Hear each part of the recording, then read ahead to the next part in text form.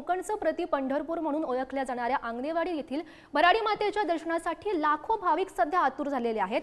खरं तर देशभरातून भाविक या ठिकाणी दाखल झाले आहेत। वस्त्र अलंकारांनी सजलेल्या देवीचं रूप पाहण्याचं भाग्य यात्रेच्या दिवशी लाभत असल्यानं भाविकांचा या ठिकाणी मोठा महापूर उसळणार आहे। आणि या संदर्भात अधिकची माहिती जाणून घेऊयात। आमचे प्रतिनिधी उमेश भुसडे सध्या आपल्या सोबत आहेत। उमेश, खरं तर बघायला गेलं नवसाला पावणारी देवी अशी भराडी माता यांची ओळख आहे। देशभरातून खरं तर भाविक या ठिकाणी येत असतात, मोठी गर्दी उसळलेली असते। सध्याचं काय वातावरण तिथलं?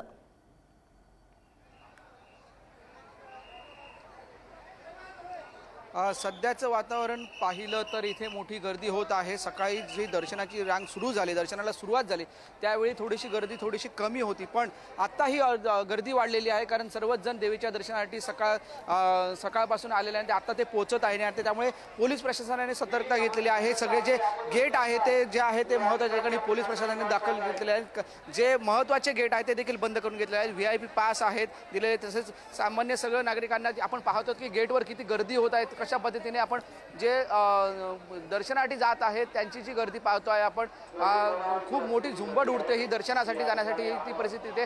वरतीच्या रांगा आहेत त्या 9 रांगा आहेत, त्यातील वरची जी रांग आहे ती 2 ते 3 किलोमीटर लांब रांगा आहेत। त्याच्यानंतर बाहेर महिला आहेत, अबालवृद्ध आहेत, ह्या देखील रांगेमध्ये उभ्या आहेत। त्यांना दर्शन घेण्यासाठी ते रांगेत उभे आहेत, तरी देखील त्यांचं दर्शन बराच 1 ते 1.5 तास लागत आहे। काही भाविकांनी सांगितलं आपल्याला की दर्शनाला वेळ लागत आहे, थोडं नियोजन व्हायला हवं असं देखील सांगितलेलं आहे। त्यामुळे कुठे ना कुठेतरी आंगणे कुटुंबियांनी या संदर्भात नियोजन करणं गरजेचं आहे, कारण गर्दी वाढत आहे आणि गर्दी वाढली तर अजून काही भाविक येणार आहे। संध्याकाळी देखील मोठ्या प्रमाणात गर्दी होईल, त्यामुळे लाखो भाविक येथे येतात। तशाच पद्धतीने जे आपण पाहिलं की पोलीस प्रशासनाचे एक कार्यालय देखील एक आहे आणि त्या नियंत्रण कक्षामध्ये जर समजा कोणी हरवलं असेल किंवा कोणी चुकलं असेल तर तिथे त्यांनी संपर्क करावा आणि त्यानंतर त्यांनी या इथे येऊन त्यांना सोबत घेऊन जावं असं देखील आवाहन केलेलं आहे। आणि सर्व जे नियोजन आहे ते आपण पाहतो की वातावरण आहे ते इथलं जे भक्तिमय झालेलं आहे एकंदरीत, पण संपूर्ण गर्दी येथे आहे तो दिसत आहे। लाखोचे भाविक येतात दर्शन घेण्यासाठी आणि आता मोठी गर्दी होत आहे इथे एकंदरीत। नक्कीच उमेश, खरं तर उत्साहाचं वातावरण भाविकांमध्ये बघायला मिळत आहे। धन्यवाद दिलेल्या सविस्तर माहितीसाठी। आमदार दीपक केसरकर सुद्धा आंगणेवाडीमध्ये येऊन पोहोचल्यात। यात्रेच्या पहिल्याच दिवशी त्यांनी भराडी देवीचं दर्शन घेतल्याचं बघायला मिळालं।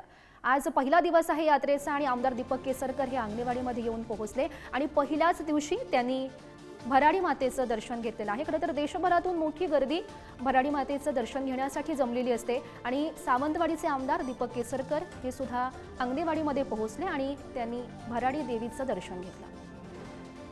सिंधुदुर्ग जिल्ह्यातील सर्वात मोठी यात्रा ही भराडी देवीच्या दर्शनासाठी जमते आणि महाराष्ट्राच्या कानाकोपऱ्यातून आणि विशेषतः मुंबई, ठाणे आणि या संपूर्ण कोकण परिसरातून असंख्य भाविक हे भराडी मातेच्या दर्शनाला येत असतात। आंगणे कुटुंबियांकडून अतिशय चांगली व्यवस्था ही सर्व भाविकांची केली जाते।